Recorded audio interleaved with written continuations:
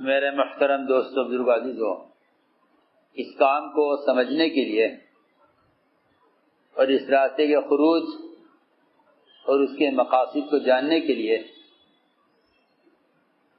حیات الصحابہ کا پڑھنا بہت ضروری ہے۔ شیخ الحدیث و شیخ المحدثین حضرت مولانا محمد یونس صاحب رحمۃ اللہ علیہ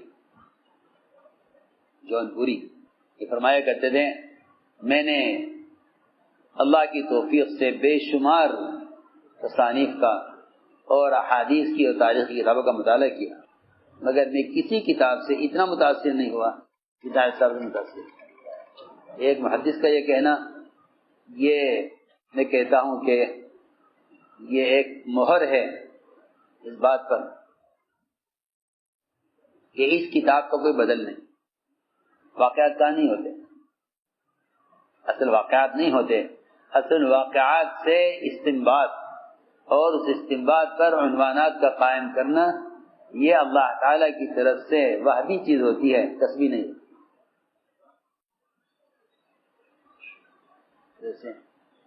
کسبی چیز نہیں، یہ وحی چیز ہوتی ہے۔ اللہ تعالی اپنے بندوں پر ان واقعات سے جو مقاصد کھولتے ہیں وہ عام لوگوں پر نہیں کھلتے، اور ان کے نہ کھلنے کی وجہ ہی ہوتی ہے کہ لوگ ان کے استنباطات سے اختلاف کرتے ہیں، چن چن کر، اور واقعی اللہ تعالی کی طرف سے ایک موافقت اور ایک کیا کہنا چاہیے، ایک عطیہ تھا اللہ کی طرف سے کہ اس کتاب اور اس کام کے ذریعے سے امت کو لوٹا کر وہاں لے جانا تھا جہاں امت دین کو قائم کرنے پر مجتمع تھی، پر امت بکھر گئی، پر امت بکھر گئی۔ بکھرنے کا مطلب میں یہ کہتا ہوں کہ امت دین کے شعبوں میں بکھر گئی، امت شعبوں میں بکھر گئی۔ یہ امت کی تقسیم زیادہ خطرناک ہے، قبائل اور الوان کی تقسیم سے بھی زیادہ مضر امت کا دین کے شعبوں میں تقسیم ہو جانا ہے۔ دور رسالت میں یہ بات نہیں، دین کے جتنے بھی شعبے تھے امت ان تمام شعبوں کو لے کر اجتماعی طور پر چل رہی، دعوت بھی، عبادت بھی، تعلیم بھی، ان تینوں شعبوں کو مجتمع تھی۔ یہ ایسا نہیں تھا کہ یہ تین شعبے صحابہ کی تین جماعتوں پر تقسیم تھے، ایسا نہیں، بلکہ ہر ایمان والا ان تین شعبوں سے منسوب تھا، ہر ایمان والا، دعوت سے بھی، عبادت سے بھی اور تعلیم سے۔ تو میں نے عرض کیا کہ اللہ کے راستے میں عورتوں کا نکلنا، لوگ اشکال کرتے ہیں، اشکال کی وجہ یہ ہے کہ جہاد کے بنیادی مقاصد کا جاننا ضروری ہے، اگر وہ نہیں جانو گے تو اختلاف کرو، وہ نہیں جانو گے تو اختلاف کرو۔ دعوت اصل ہے اور دعوت امت کے ذمہ ہے، اور عورتوں کو کوئی طاقت نہیں ہے جو امت سے علیحدہ کرے، ممکن ہی نہیں، کام امت کے ذمہ ہے اور عورتیں امت سے مستثنا۔ یہ کہنا کہ مردوں کا کام عورتوں کا کام نہیں ہے، میں سمجھ لے اگر یہ عورتوں کا کام نہیں ہے تو اب باطل عورتوں کے راستے سے آئے گا، مرد مجبور ہو جائے گا حق کو لانے میں عورت کے سامنے۔ حضور اکرم صلی اللہ علیہ وسلم نے اس کام پر اور جہاد پر، دین کو قائم کرنے کی کوشش پر عورتوں کو، مردوں کو، بچوں کو، سب کو جمع کیا، سب کو جمع، یہ نہیں کہا یہ تمہارا کام ہے، تمہارا کام ہے۔ جس قوم کے بچوں میں قتال کا شوق ہو ان کی عورتوں میں جہاد کا شوق کیوں نہیں ہوگا؟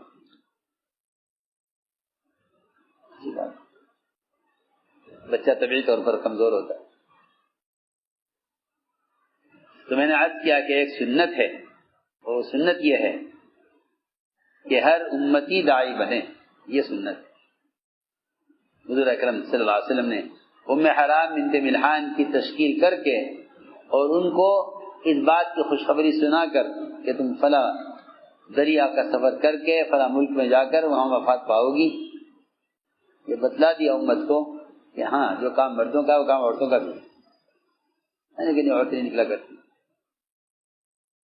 فرماتے تھے جب تک امت کی صلاحیت دین کو قائم کرنے پر اجتماعی طور پر نہیں لگے گی، اس وقت تک دین کا نقصان ختم نہیں ہوگا۔ اجتماعی طور پر تک امت کی دین کو قائم کرنے پر قوت اجتماعی طور پر نہیں لگے گی، دین قائم نہیں ہوگا اور دین کا نقصان ختم نہیں ہوگا۔ نے عنوان قائم کیا اللہ کے راستے میں جہاد میں عورتوں کا نکلنا۔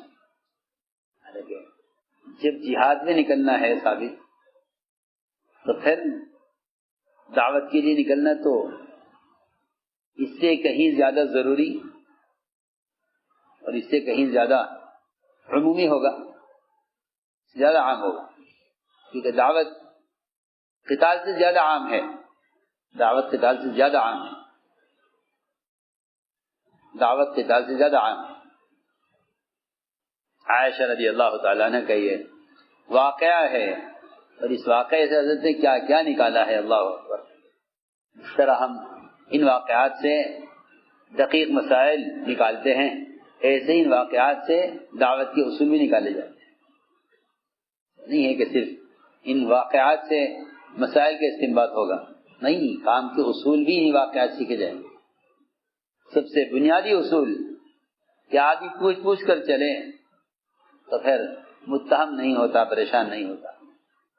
لیکن اللہ تعالیٰ کی اس میں کیا حکمت تھی، اللہ کی اس میں کیا حکمت تھی، اللہ تعالیٰ کو اس ذریعے سے تیمم کا مسائل اور خروج میں اور سفر میں پانی نہ ملنے پر نماز کیسے ادا کی جائے اس کے مسائل بھی سکھلانے تھے۔ اس کے علاوہ وہ منافقین جن کے دلوں میں مرض ہے انہیں تہمتیں لگانے کا موقع ملا، اور اس پر اللہ تعالیٰ نے ان کو اس اتہام میں جھوٹا بنایا اور یہ بھی بتلایا کہ ان اتہامات سے متقی لوگوں کا درجہ بلند ہوتا ہے، گھٹتا نہیں۔ تقوی کا درجہ آج کل ہمیں سمجھتے ہیں کہ اگر اپنے اوپر کوئی بہتان آ گیا ہے تو ہمیں مقابلہ کرنا چاہیے، کیونکہ اس سے ہماری بے عزتی ہو رہی ہے۔ کہیں کہ متقی کی تہمت اس کی عزت کو بڑھانے کے لیے ہوتی ہے، متقی پر تہمت عزت کو، جسے نہیں سمجھتے وہ گھبرا کر جواب دے دیتے ہیں، اور جو اس کو سمجھتے ہیں وہ صبر کرتے ہیں، سمجھتے ہیں۔ ان کے لیے تہمتیں نعمت ہوتی ہیں، جو ان اتہامات سے سمجھتے ہیں کہ یہ ترقی کا سبب ہے۔ جن کی عزتیں جھوٹی ہوتی ہیں وہ سمجھتے ہیں کہ ان تہمتوں سے ہم کام کے قابل نہیں رہیں گے، اور یہی وجہ ہے کفار و مشرکین انبیاء اور صحابہ پر تہمتیں لگاتے ہی اس لیے تھے تاکہ یہ عوام میں متہم ہو کر کام کے قابل نہ رہیں۔ یہ اصل مقصد ہوتا ہے، یہ اصل مقصد ہوتا ہے بہتان کا، موسیٰ علیہ السلام پر اور انبیاء علیہ السلام پر، اور خود یوسف علیہ السلام پر اور انبیاء علیہ السلام پر، خود محمد صلی اللہ علیہ وسلم پر، آپ کے گھر والوں پر، ساری تہمتوں کا اصل مقصد یہ تھا کہ جب یہ ایسے ہیں نعوذ باللہ، یا ان کے متعلقین ایسے ہیں تو پھر ان سے ہمیں راہ کیسے مل سکتی ہے؟ عوام کا اعتماد اٹھانے کے لیے انبیاء اور جو ہے ان کے اہل خانہ سے عوام کا اعتماد اٹھانے کے لیے بہتان لگائے جاتے ہیں۔ اللہ رب العزت، اللہ اکبر، ان کی عزتوں کو بڑھانے کے لیے اللہ تعالیٰ تہمت لگانے والوں کو جھوٹا کر کے دکھلایا۔ تو ہم نے عرض کیا کہ یہ سب چیزیں ہیں ان واقعات میں، لیکن مشکل یہ ہے کہ ہمیں لوگوں کا نئی نئی باتوں میں مزہ آتا ہے، پرانے واقعات پڑھتے نہیں، دھیان سے نہیں پڑھتے۔ چنانچہ میرے دوستوں عزیزوں، عورتوں کا اللہ کے راستے میں نکلنا، کیونکہ اصل نکلنے کا مقصد دعوت اور تعلیم ہے، اصل نکلنے کا مقصد دعوت اور تعلیم، مستورات کا نکلنا اس لیے ضروری اور اہم ہے تاکہ مستورات تک دین پہنچائیں اور ہر گھر کا ماحول تبدیل ہو۔ اس لیے کہ میں صاف بات کرتا ہوں کہ جتنے کتابیں، رسائل، اخبارات، مجلات اور مختلف آلات، ان میں سے کوئی شکل بھی اللہ نے تذکیر کا سبب کسی کو بنایا نہیں سوائے انسان۔ اگر کوئی آدمی انسان سے ہٹ کر تذکیر کے لیے کسی کو ذریعہ سمجھتا ہے تو وہ اللہ تعالیٰ کے ضابطے کے خلاف سوچتا ہے۔ اللہ نے اس کے علاوہ کسی مخلوق کو تذکیر کا ذریعہ نہیں بنایا، انسان کے علاوہ تذکیر کا کوئی ذریعہ نہیں۔ سارے ذرائع مروجہ مؤثر نہیں ہیں، اس لیے کہ تذکیر صرف انسان کا فعل ہے۔ اگر کوئی شخص یہ کہتا ہے کہ ذمہ داری ادا ہو گئی ہے تو قرآن کہتا ہے ذمہ داری ادا نہیں ہوتی۔ آپ خود جا کے دعوت نہیں دیں گے، ذمہ داری ادا نہیں ہوگی۔ چنانچہ عنوان قائم کیا ہے اللہ کے راستے میں عورتوں کا جہاد فی سبیل اللہ کے لیے عورتوں کا نکلنا، اس لیے کہ قتال سے صرف قتال مقصود نہیں ہے، قتال سے صرف قتال مقصود نہیں، اعلاء کلمۃ اللہ مقصود ہے۔ امام صاحب نے تو میدان قتال میں دعوت کو مستحب قرار دیا ہے، باقی ائمہ کے مقابلے کے درمیان امام صاحب کا مذہب یہ ہے کہ میدان قتال میں دعوت دینا، دعوت واجبہ کے ادا ہونے کے باوجود میدان قتال میں دعوت دینا مستحب۔ چنانچہ حضرت دو عنوان قائم کیے ہیں کہ عورتوں کا نکلنا بھی نہ نکلنا بھی۔ اسے بھی لوگ تعجب کرتے ہیں، پوچھتے بھی ہیں کہ بھئی یہ ایک ہی کتاب کے اندر دو متضاد باب کیوں ہیں، ایک کتاب دو متضاد باب کیوں ہیں، نکلنا بھی نہ نکلنا بھی، دونوں باب قائم ہیں۔ اس کی وجہ یہ ہے کہ نکلنے کی جو شرائط ہیں ان شرائط کا لحاظ کیا جائے، شرائط پوری نہ ہوتی ہوں نہ نکلا جائے، شرائط پوری کی جائے، یعنی کہ سب نکلیں چاہے شرائط پوری نہ ہو، نکلیں شرائط پوری کریں، شرائط پوری نہ ہو تو نہ نکلیں، یہ مطلب ہے۔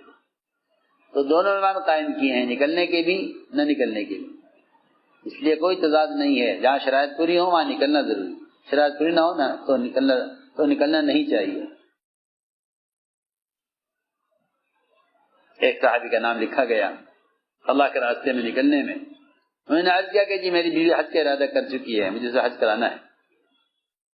فرمایا جاؤ اس کے بعد حج کرو، تو جہاں نکلنے کی شرائط پوری ہوں گی وہاں نکلنا بھی جائے گا، یعنی کہ شرائط پوری نہیں ہوں گی کہ وہاں نکلنا نہیں ہوگا۔ چنانچہ فرماتی ہیں عائشہ رضی اللہ تعالی عنہ اس قصے میں بہت سارے اصول ہیں۔ پہلی بات تو یہی ہے کہ ہاں جہاں بھی جاؤ پوچھ کر جاؤ، بتلا کر جاؤ۔ دوسری بات یہ ہے کہ جو آدمی اپنی ذات کے اعتبار سے اللہ سے ڈرتا ہے اور محتاط رہتا ہے اس کو تہمتوں سے ڈرنا نہیں چاہیے۔ حضرت عائشہ فرماتی مجھے یقین تھا کہ اللہ تعالیٰ میرے بارے میں ضرور کوئی آیت نازل کرے، میری برات ظاہر نازل ہو کر رہے۔ حالات سے متاثر تو تھی لیکن مایوس نہیں تھی۔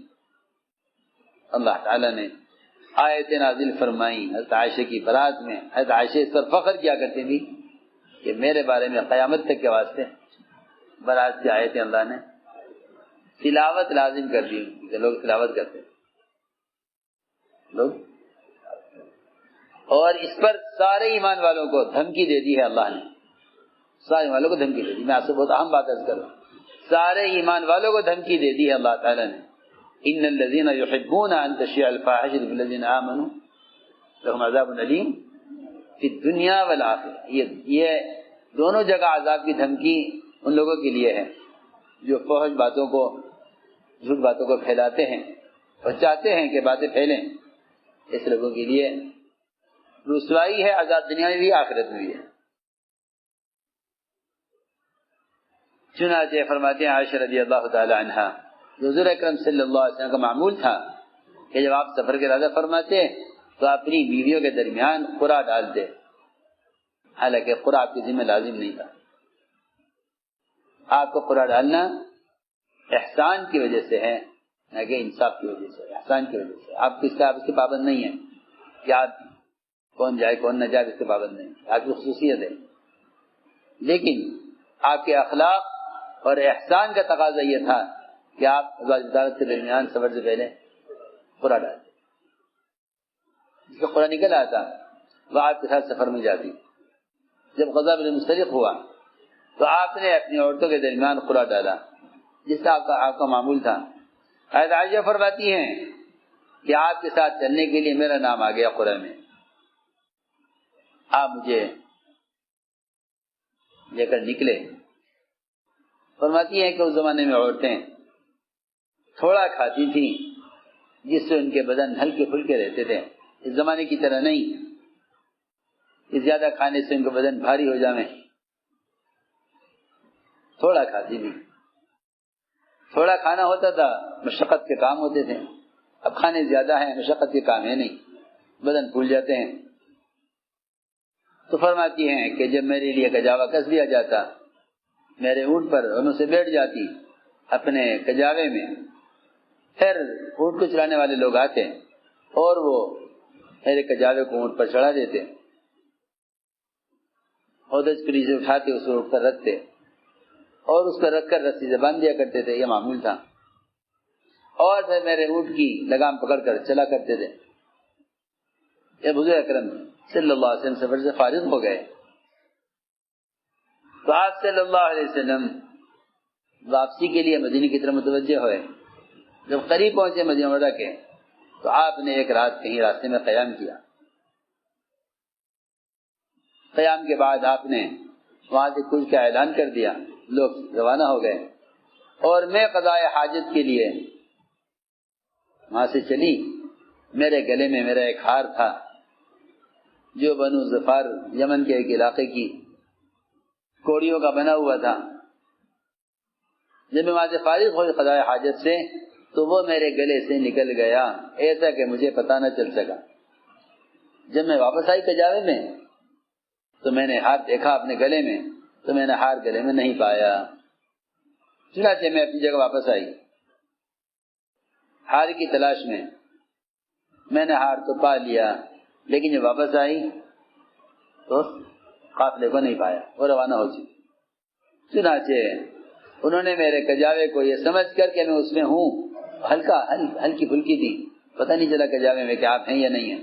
انہوں نے اٹھا کر کجاوا باندھ دیا سواری پر اور لے کر روانہ ہو گئے. اور سب کا خیال یہ تھا کہ میں کجاوے کے اندر موجود ہوں. چنانچہ انہوں نے کجاوے کو اٹھایا اور اونٹ پر رکھا، اس کو باندھا، اور مجھے کسی کو شک بھی نہیں تھا اس بات کا کہ میں اس میں ہوں. چنانچہ وہ میری اونٹ کی لگام پکڑ کر نکل لیے. میں واپس پلٹ کر آئی، آ کر دیکھا کہ لشکر تو وہاں سے روانہ ہو چکا ہے. نہ وہاں کوئی بات کرنے والا تھا، نہ کوئی جواب دینے والا تھا، وہاں کوئی نہیں تھا. چنانچہ لوگ روانہ ہو گئے. میں وہیں اپنی اوڑھنی اوڑھ کر چادر لپیٹ کر لیٹ گئی اسی جگہ پر. اور میں نے جان لیا کہ جب وہ مجھے نہیں پائیں گے تو واپس آئیں گے میری تلاش میں. کہتے ہیں خدا کی قسم میں لیٹی ہوئی تھی، اچانک میرے پاس سے صفوان بن معطل سلمی گزرے اور یہ لشکر کے پیچھے چل رہے تھے. کسی کا سامان گر جائے، کسی کی کوئی چیز کھو جائے، راستے سے اٹھانے کے لیے کوئی رہ جائے اس کو ساتھ دینے کے لیے وہ پیچھے چل رہے تھے. یہ معمول تھا کہ ایک آدمی کو بیچ رہا جاتا تھا تاکہ وہ لوگوں کی حاجتیں اور ضروریات کو دیکھتا رہے. اس آدمی نے لوگوں کے ساتھ رات نہیں گزاری تھی.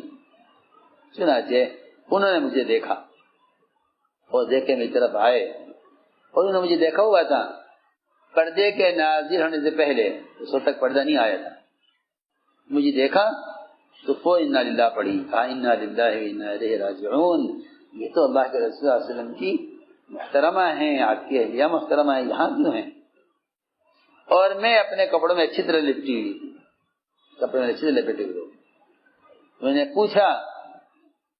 مجھ سے پوچھا کہ کیوں پیچھے رہ گئی آپ، کیا بات ہو گئی؟ سبحان اللہ، کیا ادب ہے. فرماتی ہے کہ میں اس بات کو جواب نہیں دیا. اس کی بات کا کوئی جواب. اتنے سخت حال میں بھی نامحرم سے بات نہیں کی. سوچیے تو صحیح. آج کل لوگوں نے دنیاوی ضرورتوں کے لیے معاشرے کو ختم کیا ہے، معاشرے کو برباد کیا ہے، ضرورتیں گنجائشیں نکال کر، اور سارا مداری جواز پر ہے. سنت اور شریعت اور احتیاط اور تقویٰ تو ختم ہو چکا، تو جواز پر ہے. تو اس موقع پر بھی کہتی ہیں میں نے کوئی جواب نہیں دیا. اور یہی انبیاء علیہ السلام اور ان کی ازواج مطہرات کا یہی معمول رہا ہے. اور حالانکہ فرشتہ آیا تھا مریم کے پاس، کیا تھا فرشتہ، اور فرشتے تو معصوم ہوتے ہیں. انہوں نے جواب یہ دیا تو کتنا ہی متقی ہو مگر میں پھر بھی تجھ سے اللہ کی پناہ چاہتا. کیا کہا نا؟ تو کتنا ہی متقی کیوں نہ ہو میں تجھ سے پناہ چاہتا. بتائیے پھر اولیاء کی کیا حیثیت رہ گئی کہ عورتیں ولی سے پردہ نہ کریں کہ نہیں؟ فتنے کا اندیشہ نہیں ہے. ارے فتنے کا اندیشہ نہیں، وہاں پر فتنے کا اندیشہ تھا. ادھر مریم ادھر فرشتہ معصوم، جس میں گناہ کا مادہ ہی نہیں ہے. اس سے کیا کہا؟ انی اعوذ بالرحمن منک ان کنت تقیہ، اگر تم متقی بھی ہے تبھی میں تجھ سے اللہ کی پناہ چاہتی ہوں، میرے سامنے ہٹ جا. مولانا الیاس صاحب رحمۃ اللہ علیہ کی اہلیہ صاحب کی والدہ باہر سے بے پردہ آنے والی عورتوں سے مردوں کی طرح پردہ کرتی تھی. عورت اندر داخل ہوئی، وہ اما جی نے فوراً اما جی نے پردہ کر دیا. اما جی نہیں، یہ تو عورت ہے، آپ پردہ کر رہی، یہ عورت ہے، یہ تو باہر سے بے پردہ آئی، یہ تو مرد ہے، عورت کہاں ہے؟ کون ہے؟ واقعی میں کہتا ہوں ان ساری قیودات کی وجہ سے نمازوں میں کمال تھا. تو کچھ بھی نہیں کہو گے، کوئی پہنچ جاؤ گا کسی مفتی کے پاس فتویٰ لینے کو، وہ کہہ دے گا جائے سخت ہے نہیں. ہاں سب بات الیاس صاحب کی اہلیہ کس سے بے پردہ عورتوں سے پردہ کر، مردوں کو دیکھتی پھر رہی ہے، عورت کہاں رہی. عائشہ رضی اللہ تعالی عنہ نے کہتی ہے میں نے اس سے کوئی بات نہیں کی، حالانکہ اس موقع پر آدمی کتنا بے چین پریشان کہ میں ہوں، یہ ضرورت ہے، میں کھو گئی تھی، میں یہاں رہ گئی تھی، کسی سے بات نہیں کی. انہوں نے میری طرف اونٹ بڑھایا اور دور سے آواز دے کر کہا سوار ہو جائیے، اور کہہ کر دور چلے گئے مجھ سے. صفوان ابن معطل دور چلے گئے مجھ سے. جناب میں سوار ہو گئی، انہوں نے میرے اونٹ کے نکے پکڑ کر چلے اور تیز چلے لوگوں کی تلاش میں. کہتے ہیں خدا کی قسم ہم لوگوں تک نہیں پہنچ سکے، اور میں بھی ان کو نہ ملی، یہاں تک کہ صبح ہو گئی. لوگوں نے جگہ جا کر قیام کیا. جب لوگ اطمینان سے وہاں اتر گئے تو وہ میری اونٹ کی نکیل پکڑ کے وہاں پہنچے. پھر اس کے بعد تہمتیں لگانے والوں کو موقع ملا. انہوں نے کیا تہمتیں لگائیں؟